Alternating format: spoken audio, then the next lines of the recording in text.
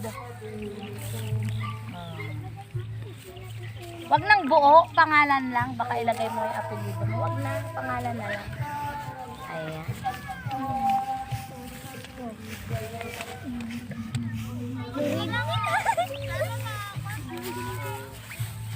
Pagtapos na, bigay na sa akin.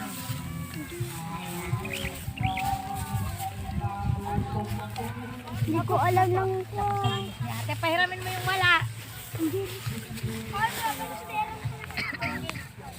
Kuya,